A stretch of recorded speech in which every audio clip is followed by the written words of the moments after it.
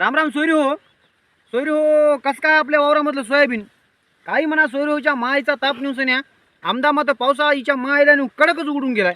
तुम्हाला सांगतो पाण्यानं की नाही 1 महिना झालं सुट्टीच घेतली बघा. आमच्या नांदेड जिल्ह्यामध्ये 1 महिना झालं कणकण ऊन आहे.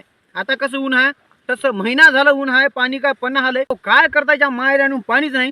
आता मला म्हणायचं आहे कुठे गेले ते हवामान तज्ञ? त्या साहेबाची तर बोलतीच बंद झाली. साहेब काय बोलत नाही. आता साहेबाला माहित आहे आपण काय बोलायचं तर आपल्यासारखं काय होई नाही आले. म्हणून तुम्हाला सांगालो साहेब, निसर्ग काय आपल्या हातचा राही ना, ते सगळी देवाची लीला होय. मात्र तुम्ही हाणतच गेल्या. 27 तारीख, 28 तारीख, 29 तारीख, 30 तारीख, आखरीला 1 तारीख तर तुमची होतीच होती. मात्र तुमच्या कोण्याच तारखेला पाणी पडलं नाही. आमदा मात्र निसर्गाने तुम्हाला दाखवून दिलं की तुमचा कोणता अंदाज होता आणि काय होता, काही तुमचा अंदाज लागणार आलाय, काय गारवाची घाण लागणार आली.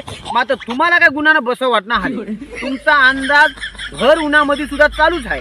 15 दिवसाला पाणी पडणार आहे, 10 दिवसाला पाणी पडणार आहे. कुठं पाणी पडणार आहे? आमच्या इकडे तर थेंब नाही. बघू शकता तुम्ही. उन्हाळ्यामधल्या ऊन पडलंय. काय करायच्या मायचा ताप न्यूसन्या फार कदरून गेलाय बघा जीव. मात्र आता याला काही इलाज नाही सोयरू.